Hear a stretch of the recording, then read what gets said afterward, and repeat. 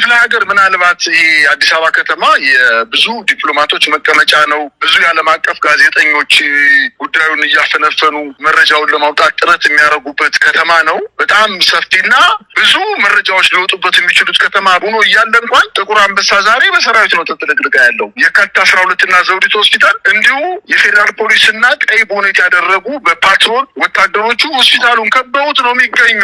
አይደለም ክፍለ ሀገር አይደለም።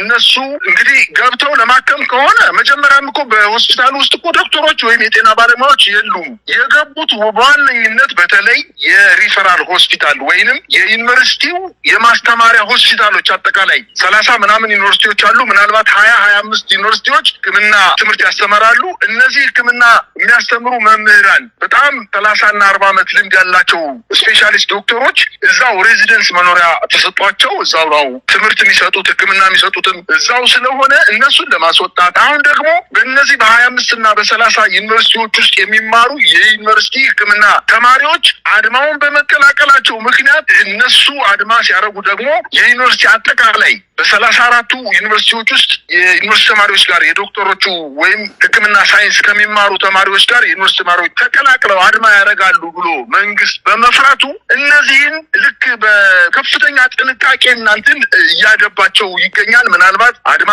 ተቀላቅለው ወጣው ከጓደኞቻቸው ጋር አድማውን የሚያደርጉ ከሆነ ምናልባት ለመግደል፣ ለማሰር፣ ለመደብደብ ወይንም አድማውን ለመበተል ጥረት ለማድረግ ካልሆነ በስተቀር በየሕክምና ማዕከላት በተለይ በትልልቅ ሪፈራል ሆስፒታሎች ላይ የመከላከያ ሰራዊት የገባበት ዋነኛ ምክንያት ዶክተሮቹን ለመጠበቅ ወይንም አስገድዶ አምጥቶ ለሕክምናው እንዲጀመር ለማድረግ አይደለም። የሉም እኮ ከመጀመሪያው ሕክምና ዶክተሮቹ በሆስፒታሎች እኮ የሉም። ሬዚደንሶችን ቅዳሜና እሑድ አስወጥቷል። ወይም በውስጥ የኖሩ ሕክምና የሚሰጡ መምህራንና ሐኪሞች ከዩኒቨርሲቲው አስወጥቶ ከነጓዛቸው አስወጥቶ አባሯቸዋል። ስለዚህ አሁን በማዕከላት ውስጥ የሚማሩ ተማሪዎች ሁሉ አድማውን ስለተቀላቀሉት ምናልባትም ደግሞ ዛሬ ከሰዓት በኋላ የግል ኮሌጆች የግል የሕክምና ኮሌጆች እና አልፎ አልፎ ዩኒቨርሲቲዎቹ ማለት የግል ሕክምና የሚያስተምሩ ዩኒቨርሲቲዎች እና ኮሌጆች እነዚህ አድማውን ይቀላቀላሉ ብሎ ስለሰጋ አጠቃላይ ወደ ህዝብ አመጽ ሊሸጋገርብኝ ይችላል ብሎ ስለፈራ ነው ሰራዊቱን በገፍ አሰማርቶ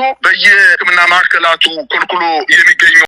ኢዜማ ሲወለድ የጨነገፈ ፓርቲ ነው። ገና ምርጫው እንደጀመረ ኢዜማ ለውድድር ቀርቦ የተወሰኑ ከኢዜማ ትልልቅ አመራሮችን የሚሉ ሰዎችን ወደ ሚኒስትርነት ወደ ቢሮ ኃላፊነት ሲወስዳቸው ነው ኢዜማ የፈረሰው። አሁንም የአሽከርነት ስራውን በተገቢው መንገድ እየሰራ ስለሆነ እንዲያውም አባባሉ ሁሉ አይገልጸውም። እሱ አሁን ምለው አባባል የምጣድ እያለ የእንቅቡ ተንጣጣ የሚባለው ነገር ኢዜማን አይገልጸውም። ምክንያቱም ራሱ ከብልጽግና ጋር ከምጣዱ ላይ አብሮ የተጣደ ፓርቲ ስለሆነ ምናልባትም ኢዜማ አሁን እንደ ድርጅት እንደ ፓርቲ ቁመናው የተስተካከለ ፓርቲ ነው ብዬ አላምንም። አጠቃላይ በጣም ትልልቅ ታሪክ ሊሰሩ የሚችሉ በተስፋ የተደረገባቸው በፓርቲው ላይ ትልልቅ ፖሊሲዎችን ቀርጸው እንቅስቃሴ ያደርጋሉ ተብሎ የታሰቡ ግለሰቦች በሙሉ ለቀው ሂደዋል ፓርቲውን። አሁን እኮ ኢዜማ ማለት ፕሮፌሰር ብርሃኑ ነው። ሌላ ሰው እኮ የለም።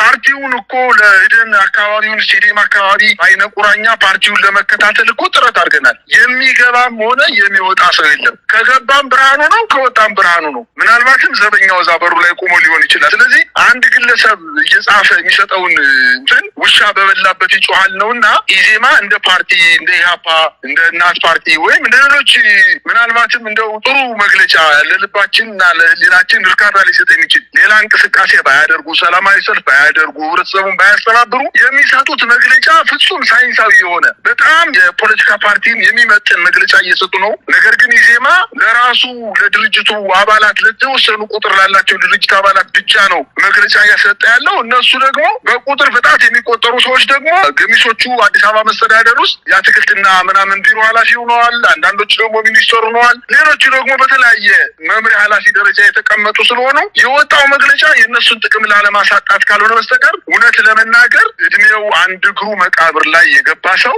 ምናልባትም ነገ ከነገ ወዲያ ገንዘብ ማያድነው በሽታ ሊይዘው የሚችል ሰው እንግዲህ በጣም ብዙ ብዙ ታሪክና በርካታ ድጋፍ የነበረው ሰው እንዲህ ተዋርዶ ኢዜማ ብልጽግና ሲያለቅስ አብሮ የሚያነጥስ፣ ብልጽግና ሲያለቅስ አብሮ የሚያለቅስ፣ ሲደነግጥ አብሮ የሚደነግጥ ፓርቲ መሆኑ እውነት በጣም የሚያሳፍር ነገር ነው። ብዙዎቹ የሞቱበት፣ ብዙዎቹ በጣም ትልልቅ ዋጋ የከፈሉበት ፓርቲ ዛሬ አባላቶቹ ግርማ ሞገስ የነበራቸው አባላቶቹ ለቀው ሰውየው ግርማ ሞገሱን አጦ እንደዚህ በጣም የታሰረ ውሻ ከጌታው ጋር አብሮ ታስሮ የሚንቀሳቀስ ውሻ እስኪመስል ድረስ መግለጫ መስጠት እውነት በጣም የሚያሳፍር ነገር ነው። ግን የነሱ ችግር እዳው ገብስ ነው። እውነት ለመናገር መንግስት ከኢዜማ በላይ እኮ መንግስት በጣም በከፍተኛ ደረጃ ድንጋጤ ውስጥ ገብቶ እየወሰደ ያለው እርምጃ የውር ድንብስ እርምጃ ነው እየወሰደ ያለው። እንደ መንግስትም አይደለም አሁን አክት እያደረገ ያለው ወይም እየተንቀሳቀሰ ያለው እንደ መንግስት አይደለም። እንደ ሽፍታና እንደ ቡድን ኃላፊነት የማይሰማው በፍጹም ኃላፊነት የማይሰማው አንድ የ19ና 20 ዓመት ወታደር 30 ዓመት ይሰራን 28 27 ዓመት የተማረን ሳብ ስፔሻሊስት የሆነ ዶክተርን እያንገላታ መኪና ላይ ፒክአፕ ላይ አስቀምጦ መውሰድ ማለት ምን ማለት ነው? ይህን ዶክተር እኮ ስልክ ደውለህ እዚህ ፖሊስ ጣቢያ ላይ ትፈለጋለህ ብትለው እኮ ለህሊናው ያደረ ኦፕሬሽን ሲያደርጉ እነዚህ ሐኪሞች እኮ መሳይ ኦፕሬሽን ከማድረጋቸው በፊት እኮ ተሰብስበው የጸሎት ክፍል ያላቸው እኮ እጃችንን እንዲባርክልን እግዚአብሔር ብለው ለእግዚአብሔር ይህን ሰው እንድናድን አንተ ጥበብ ሁነን ብለው እኮ ጸሎት አድርገው እኮ ነው የሚገቡት እኮ ወደ ኦፕሬሽን ሲገቡ። ሐኪሞች እኮ ከሌላው ሙያ የሚለዩ ናቸው እኮ። አንደኛ በጣም ደክመው በጣም ብዙ ዓመት ተምረው ተጨማሪ ትምህርቶችን 3-4 ዓመት ተምረው ነው ወደ ሕክምና ስራ የሚገቡት። እነዚህ በጣም በጉራዝ መብራት ተፈልገው የማይገኙ ሐኪሞችን ተራና በጣም ምናልባት ትምህርት ቤት ሄዶ የማያውቅ ሰው እያዳፋ ሲወስዳቸው ማየት እንደ መንግስት እውነት በጣም የሚያሳፍር ነገር ነው። አጠቃላይ ሀገሪቱ በጣም ከፍተኛ የሆነ ማዕበል ውስጥ ነው ያለች። ምናልባት ወደ አብዮት ሊሄድ ይችላል። ምክንያቱም ህብረተሰቡ ከፍተኛ ምሬት ውስጥ ነው ያለው። አሁን መታከም ሲያጣ ሕክምና ሊያደርግለት የሚችል አካል ሲያጣ በዶክተሮች ሳይሆን በወታደራዊ መንግስት ላይ ስለሆነ ቅሬታውን እየገለጸ ያለው ይህንም እያየናቸው ነው። በተወሰኑ ቦታዎች ላይ በአዳማ፣ በሐዋሳ፣ በወላይታ ሶዶ፣ በጎንደር፣ ባህር ዳር እንዲሁም በወልዲያ አካባቢ እንዲህ የህክምና ማዕከላት ላይ ህብረተሰቡ አመጽ ሊያስነሳ ይችላል። ምልክቶችንም ወታደሮችን በማሰለፍ እያየን ስለሆነ መንግስት ከፍተኛ አደጋ ውስጥ እንደገባ ነው የሚሰማኝ። ከልብ ካለቀሱ እንባ አይገድም ነው የሚባለው። መንግስት ኦልሬዲ መንግስት አይደለም። በአሁኑ ሰዓት መንግስት እየተንቀሳቀሰበት ያለው መንገድ እንደ መንግስት የሚያስቆጥረው አይደለም። መምህራን ከልባቸው ካለቀሱ እንባ አይገድም እንደሚባለው ዩኒቨርሲቲ መምህራን ከህክምና ምሁራን ወይም ከህክምና ዩኒቨርሲቲ ከሚያስተምሩ የህክምና ባለሙያዎች በላይ እኮ ሌሎቹ ዩኒቨርሲቲዎች እኮ ጓደኞቻችን በደል እየደረሰባቸው መንግስት እየደበደበ እያሰራቸው ነው። የስራ ባልደረቦቻችን ናቸው። ምንም እንኳን በዲፓርትመንት በሳብጀክት በተለያዩ የትምህርት አይነቶች ብንለያይም የምናስተምረው ትምህርት ብንለያይም ነገር ግን መንግስት በስራ ባልደረቦቻችን ላይ እየወሰደ ያለው እርምጃ ወንጀል ነው። ስለዚህ ብለው ስራ ማስተማር እኮ አቁመዋል። በአንዳንድ ዩኒቨርሲቲዎች ላይ እኮ መምህራን ማስተማር አቁመዋል እኮ።